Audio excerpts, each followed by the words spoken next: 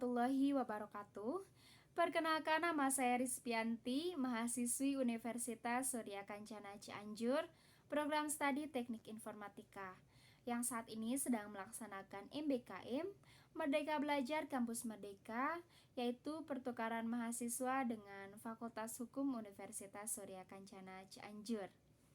Di video kali ini saya akan mereview mata kuliah Hukum Pidana yang telah disampaikan oleh Ibu Profesor Dr. Hajah Heni Nuraini SHMH beserta asistennya Bapak Dr. M. Rendi Aridayandi SHMH. Baik, kita langsung saja ke pembahasannya. Di pertemuan ketujuh ini membahas mengenai bab 5, yaitu kesalahan atau pertanggungjawaban pidana. Yang pertama membahas mengenai pengertian kesalahan. Pengertian kesalahan merupakan unsur subjektif dari suatu tindak pidana, karena ini merupakan sesuatu yang ada dalam diri pelaku. Di dalam hukum pidana ada asas khusus untuk kesalahan ini, yaitu Genstrafzonderschuld, yang artinya tidak ada pidana tanpa kesalahan. Artinya kesalahan atau pertanggungjawaban ini dapat dikenakan sanksi pidana. Atau juga sanksi pidana ini tidak akan ada jika tidak ada kesalahan.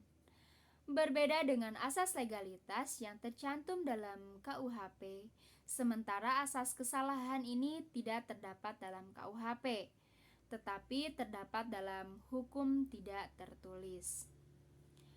Kesalahan ini adalah keseluruhan syarat yang memberi dasar untuk adanya pencelaan pribadi terhadap perbuatan pelaku tindak pidana.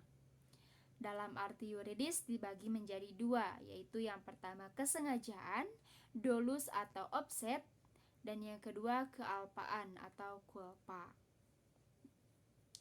Nah, dalam arti yang sempit, kesalahan sama dengan kealpaan. Kemudian unsur-unsur kesalahan. Yang pertama yaitu ada kemampuan, yang kedua ada bertanggung jawab, adanya hubungan batin antara pelaku dengan perbuatan, yaitu yang berupa kesengajaan atau kealpaan. Yang ketiga yaitu tidak adanya alasan pemaaf. Nah, pengertian kesengajaan atau dolus atau offset. Di dalam KUHP tidak ada definisi tentang kesengajaan, tetapi di dalam MPT atau Memory van Tollechting, kesengajaan diartikan dengan menghendaki dan mengetahui atau willen and weten. Jadi, dikatakan sengaja apabila pelaku menghendaki apa yang dilakukannya dan mengetahui perbuatan yang akan dilakukannya. Yaitu di dalam hukum pidana terdapat dua teori. Yang pertama yaitu atas dasar itu pelaku mempunyai kehendak untuk mewujudkan atau wills theory, yaitu unsur-unsur dari rumusan undang-undang. Kemudian yang kedua, selain itu pelaku juga menghendaki akan akibat yang timbul, atau pelaku juga sudah dapat membayangkan atau foretelling teori akan akibat yang nanti timbul. Nah, perbedaan kedua teori ini yaitu dalam hal akibat dari keadaan yang menyertainya, walaupun dalam praktik penggunaan teori ini sama. Kemudian corak atau bentuk kesengajaan. Yang pertama yaitu kesengajaan dengan maksud atau bertujuan, atau disebut offset aus Oogmerk dolus directus, untuk mencapai tujuan, yaitu bentuk kesengajaan yang paling sederhana, di mana perbuatan pelaku ditujukan untuk menimbulkan perbuatan yang dilarang, dan pelaku menghendaki perbuatan tersebut beserta akibatnya. Contoh misalkan, si Udin menampar anaknya agar anaknya merasa sakit dan kapok untuk tidak mencuri lagi. Kemudian yang kedua, kesengajaan dengan sadar kepastian atau keharusan, offset met Zekerheid Bewustzijn. Dalam hal ini, perbuatan menimbulkan dua akibat, yaitu yang pertama, akibat yang memang dituju oleh si pelaku, yaitu dapat berupa delik sendiri atau dilakukan sendiri, dan dapat berupa penyertaan atau delneming. Kemudian yang kedua yaitu akibat yang tidak dikehendaki tetapi merupakan keharusan dalam mencapai tujuan, sehingga akibat ini pasti terjadi atau timbul. Contohnya misalkan si A hendak membunuh si B dengan menembakkan pistol, sementara B sedang duduk di balik kaca restoran. Penembakan terhadap P pasti akan memecahkan kaca milik restoran itu. Tetapi pecahnya kaca ada kesengajaan dengan sadar keharusan dari pelaku.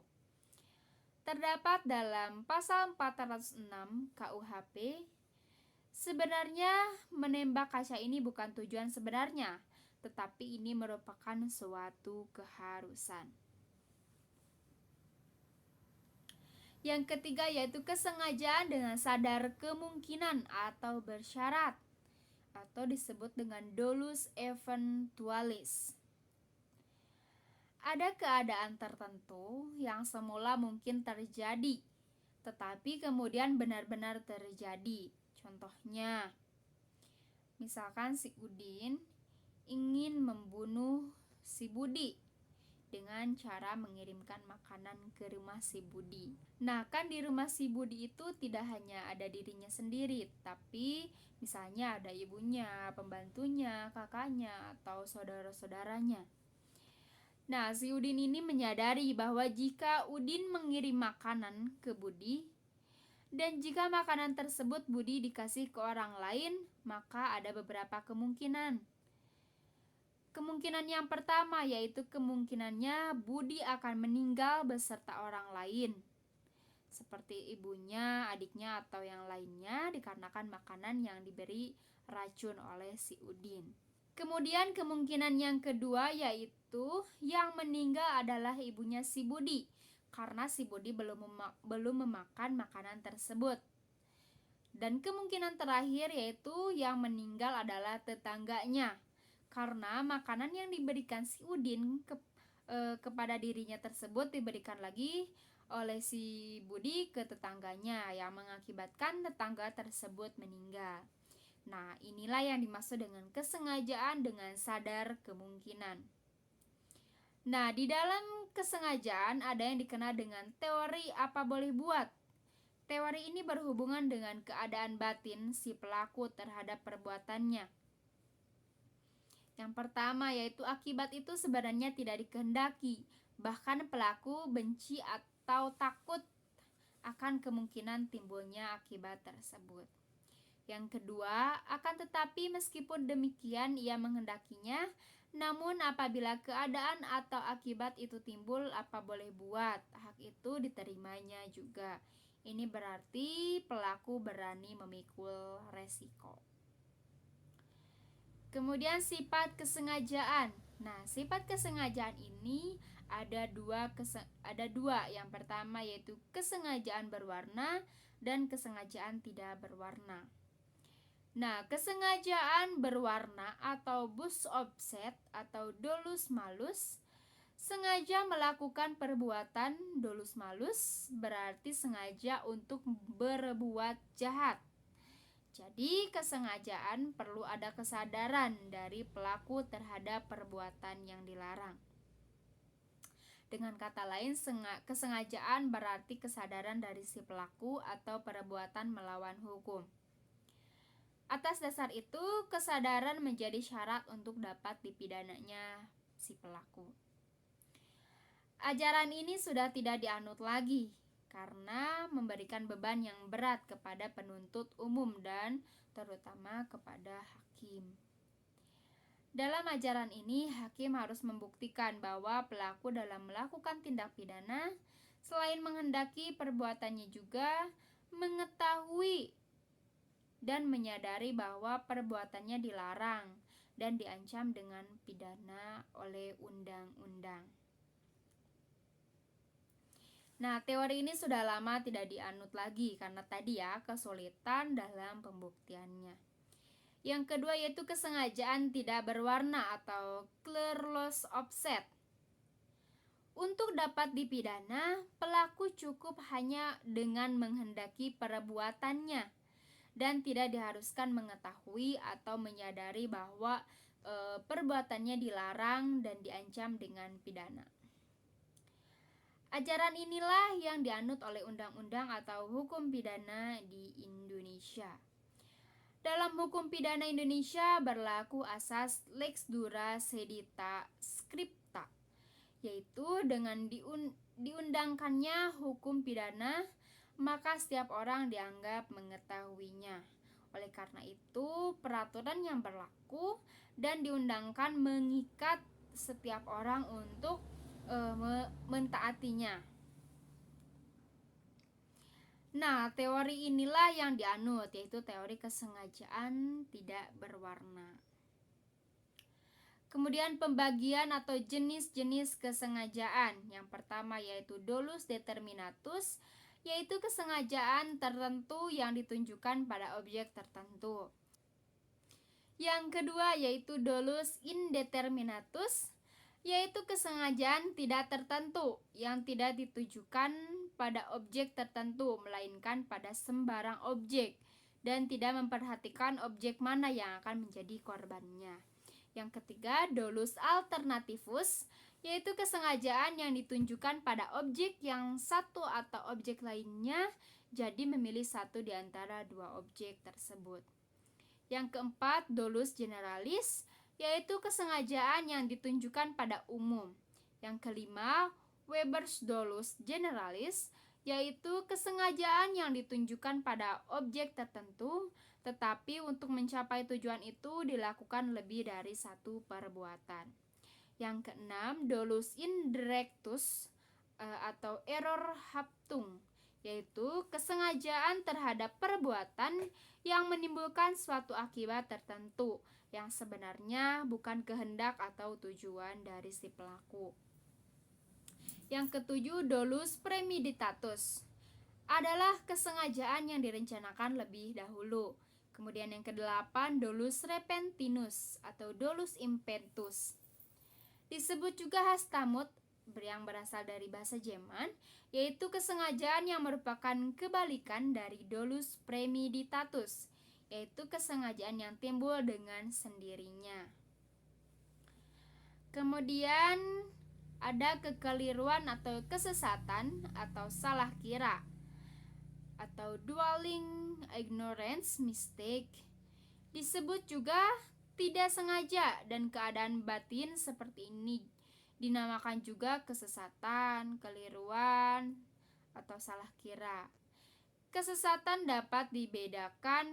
Yang pertama yaitu ada kesesatan peristiwa atau fatality dwelling. Yang kedua yaitu kesesatan hukum atau reh dwelling. Yang ketiga yaitu kesesatan atau kekeliruan orang atau error in persona.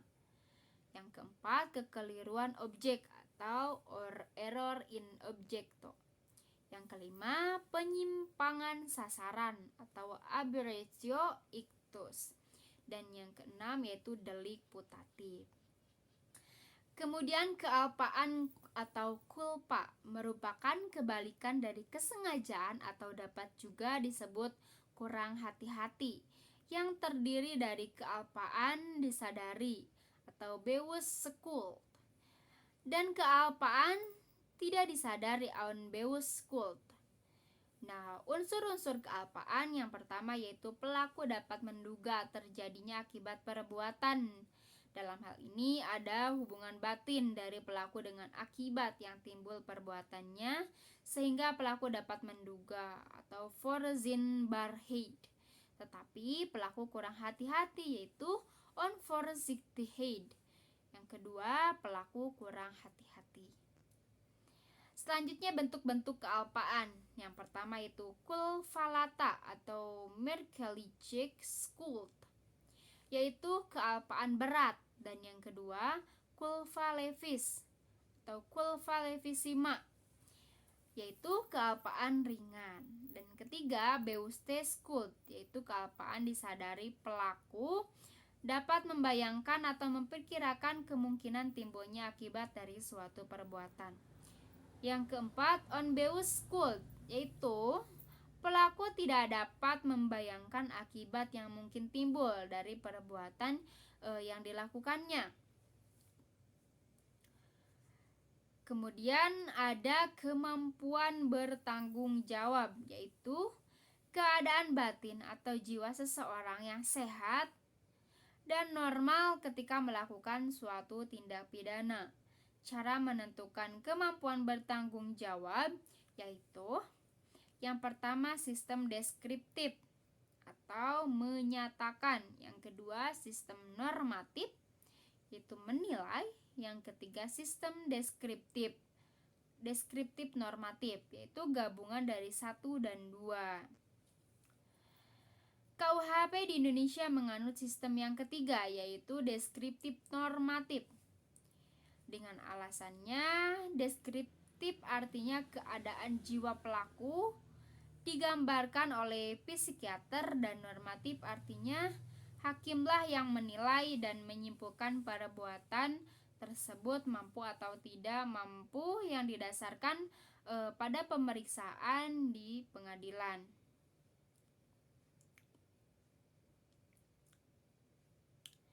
Kemudian tidak mampu bertanggung jawab untuk sebagian, yaitu suatu keadaan tertentu dari pelaku yang disebabkan keadaan jiwa sehingga untuk sebagian dinyatakan tidak mampu bertanggung jawab.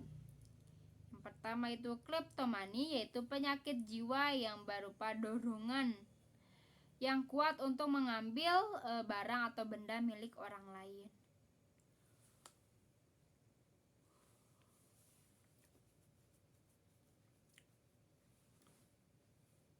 Tetapi juga pelaku sendiri tidak menyadari bahwa perbuatannya terlarang atau melanggar hukum.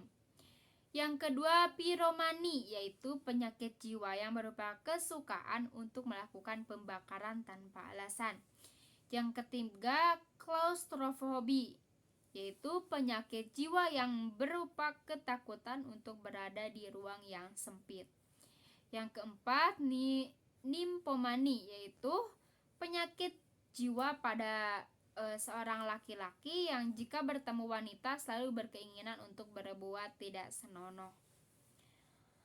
Orang-orang mempunyai penyakit jiwa seperti tersebut di atas dianggap tidak mampu bertanggung jawab sebagian, yaitu ketika dibuktikan bahwa perbuatan tindak pidana yang dilakukan ada hubungannya dengan penyakitnya.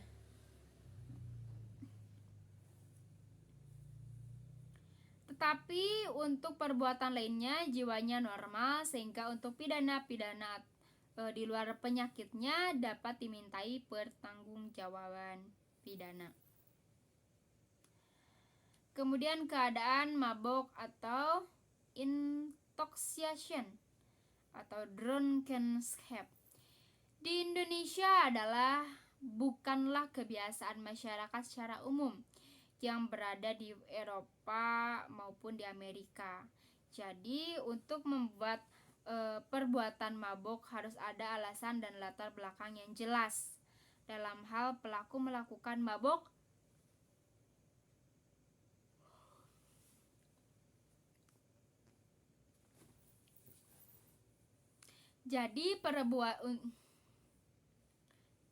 Jadi untuk perbuatan mabok harus ada alasan dan latar belakang yang jelas. Dalam hal pelaku melakukan mabok secara sengaja supaya berani dan tidak malu dalam melakukan suatu kejahatan atau tindak pidana adalah termasuk kesengajaan dan dapat dipertanggungjawabkan segala konsekuensi dan akibat dari perbuatannya. Jadi bukan alasan pemaaf atau penghapus pidana atau dasar itu harus dilihat batas mampu dan tidak mampu bertanggung jawab.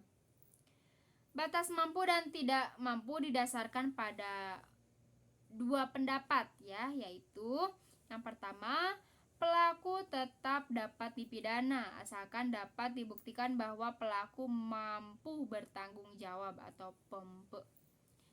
Yang kedua yaitu pelaku tidak dapat dipidana karena dianggap tidak mampu bertanggung jawab atau non langer Meyer. Dasar pertimbangannya adalah in dubio pro reo. Apabila terjadi keraguan-raguan, maka harus diambil putusan yang paling menguntungkan bagi terdakwa. Nah, selanjutnya membahas mengenai bab ke-7 yaitu alasan penghapusan pidana. Alasan penghapusan pidana atau strafrechtsleutigungsgronden yaitu alasan yang kemungkinan seseorang yang melakukan perbuatan yang memenuhi rumusan delik atau tindak pidana tetapi tidak dapat dipidana. Alasan seseorang tidak dapat dipidana karena yang pertama, perbuatan yang memenuhi rumusan tindak pidana tidak merupakan tindak pidana karena tidak bersifat melawan hukum. Kemudian perbuatan tersebut tidak dapat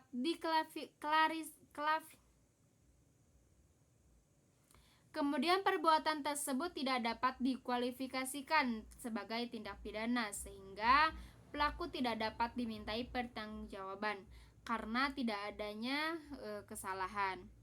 Nah, atas dasar itulah doktrin atau ilmu hukum membedakan atas alasan pembenar dan alasan pemaaf. Alasan pembenar yaitu alasan yang meniadakan sifat melawan hukum dari perbuatan sehingga menjadi perbuatan yang dibenarkan.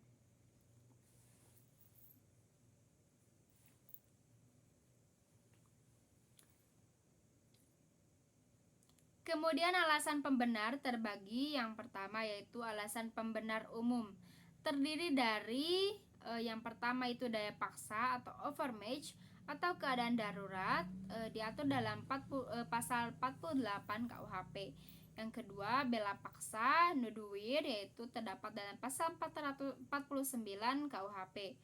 Kemudian yang ketiga, melaksanakan pemerintahan perundang-undangan, yaitu terdapat dalam pasal 50 KUHP.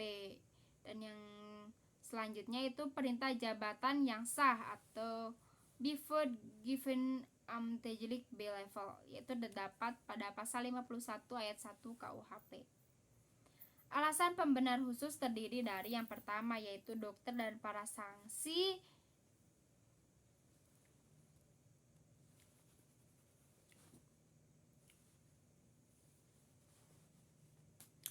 Kemudian yang kedua alasan pembenar khusus terdiri dari yang pertama yaitu doktrin.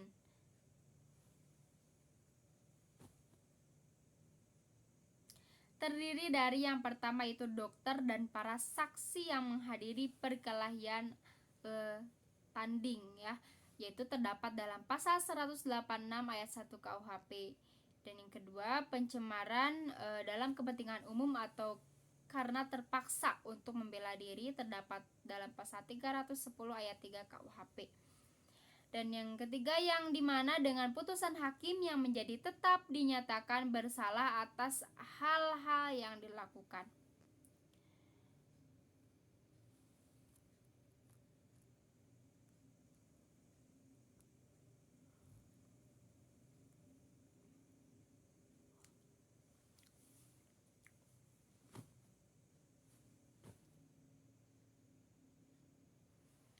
Yang ketiga yaitu yang dihina dengan putusan hakim yang menjadi tetap dinyatakan bersalah atas hal ini yang dituduhkan. Itu terdapat dalam pasal 314 KUHP. Dan yang ketiga, alasan pembenar di luar undang-undang. Yang pertama yaitu hukum disiplin atau tuhreh dari orang tua atau guru. Kemudian yang kedua, kewenangan pejabat dari dokter, apoteker, penyelidikan ilmiah. Yang ketiga, fungsi negatif dari suatu melawan hukum material atau ontreken yang negatif dan van paterili.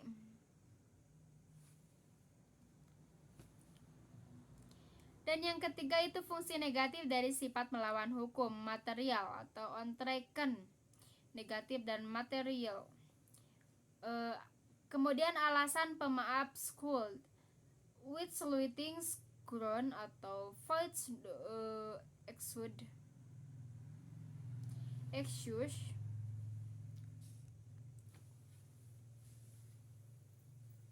Kemudian alasan pemaaf atau school with saluting ground atau fights the excuse, yaitu alasan yang meniadakan kesalahan pelaku tindak pidana sehingga pelaku yang melakukan perbuatan yang bersifat melawan hukum tidak dipidana karena tidak ada kesalahan. Kemudian alasan pemaaf terdiri dari yang pertama yaitu alasan pemaaf umum. Tidak mampu bertanggung jawab terdapat dalam pasal 44 KUHP. Kemudian yang kedua, daya paksa dalam arti sempit yaitu terdapat dalam pasal 48 KUHP. Kemudian bela paksa yang melampaui batas atau nudwir eksis terdapat dalam pasal 49 ayat 2 KUHP. Dan yang terakhir, perintah jabatan yang tidak sah terdapat dalam pasal 51 ayat 2. Kemudian alasan pemaaf khusus yang pertama yaitu mempersiapkan atau memperlancar perubahan ketatanegaraan dalam arti umum terdapat dalam pasal 110 ayat 4 KUHP.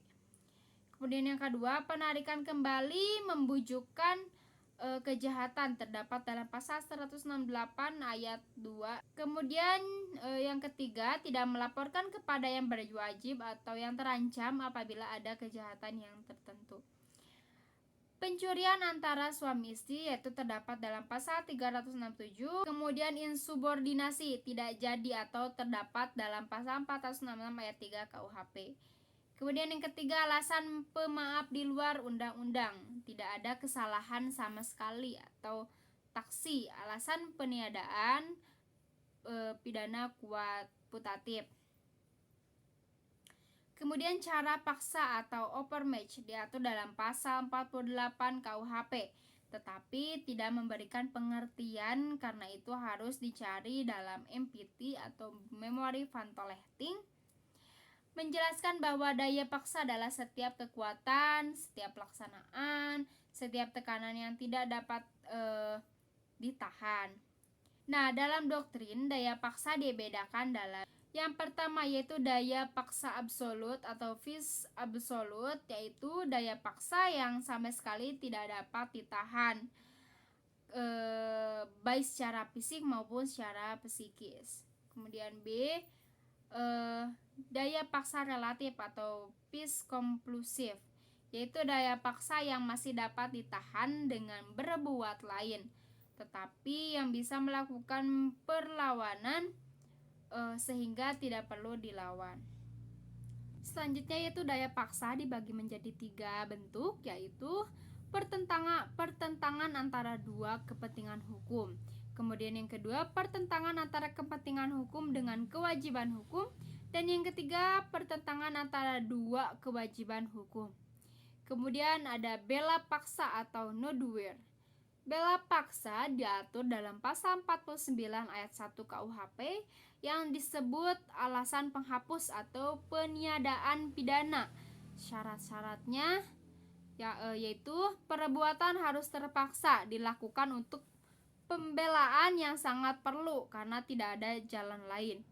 Kemudian perbuatan tersebut dilakukan karena ada serangan yang sekoyong-koyong atau mendadak dan seketika itu juga. Kemudian pembelaan itu hanya dapat dilakukan untuk kepentingan hukum yang ditentukan secara limitatif, yaitu yang pertama diri sendiri atau orang lain, yang kedua kehormatan kesusilaan sendiri atau orang lain, dan yang ketiga harta benda sendiri atau orang lain. Bela paksa yang melampaui batas diatur dalam pasal 49 ayat 2, yaitu berupa melampaui batas pembelaan yang diperlukan. Pembelaan yang dilakukan sebagai akibat yang langsung dari guncangan jiwa yang hebat.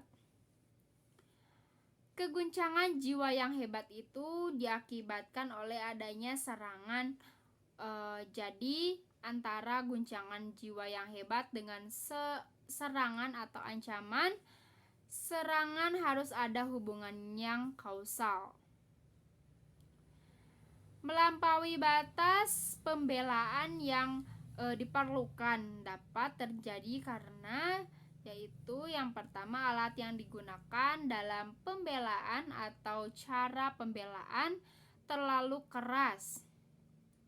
Misalnya yang menyerang itu memukul dengan sepotong kayu, tetapi yang diserang memukul kembali dengan sepotong besi ya. Yang diserang sebetulnya dapat melarikan diri atau mengelak dari ancaman seseorang tersebut, tetapi dia lebih memilih pembelaan. Kemudian nudwir eksis harus dilakukan pidana. Hal adanya guncangan jiwa, perasaan takut, khawatir atau bingung, perasaan marah yang sangat bela paksa dalam dijadikan alasan pemaaf dan bukan pembenar. Kemudian ada melaksanakan ketentuan undang-undang, disebut juga wet leak prescript yang diatur dalam pasal 50 KUHP. Syarat melaksanakan perintah undang-undang adalah yang pertama, harus ada perbuatan melaksanakan undang-undang untuk kepentingan umum. Yang kedua, perbuatan tidak terbatas pada perintah undang-undang saja, tetapi juga batas wewenang yang diberikan undang-undang. Yang ketiga, perbuatan harus patut, wajar, dan masuk akal. Kemudian perbuatan yang masuk ke dalam kategori melaksanakan undang-undang tidak bersifat melawan hukum sehingga masuk dalam alasan pembenar. Kemudian ada melaksanakan perintah jabatan, disebut juga amdelik bilepel, yang dibedakan dalam yang pertama itu melaksanakan perintah jabatan yang sah, pasal 51 ayat 2 KUHP, melaksanakan perintah jabatan yang tidak sah terdapat dalam pasal 51 kedua yaitu KUHP. Seseorang yang melaksanakan perintah jabatan yang sah, perbuatannya dianggap tidak melawan hukum, sehingga perbuatannya tidak dapat dipidana. Perintah jabatan dianggap sah apabila ada dua hubungan jabatan antara yang memerintah dengan yang diperintah. Kemudian yang ketiga, kewenangan yang memberi perintah harus sesuai dengan bersifat hukum publik. Kemudian yang ketiga, perintah jabatan yang diberikan harus termasuk dalam termasuk dalam lingkungan kewenangan jabatan. Alasan penghapus di luar undang-undang yaitu yang pertama terdiri dari diatur salam jurisprudensi yaitu fungsi negatif dan sifat melawan hukum material. Kemudian yang kedua, tidak ada kesalahan sama sekali atau taksi. Dengan menggunakan alasan pembenar yaitu hukum disiplin. Kemudian yang kedua, persetujuan atau izin dari orang yang dirugikan dengan menggunakan alasan pemaaf. Nah, mungkin hanya itu saja yang bisa saya sampaikan. Mohon maaf bila ada kesalahan dalam penyampaian. Wabillahi taufiq wal hidayah. Wassalamualaikum warahmatullahi wabarakatuh.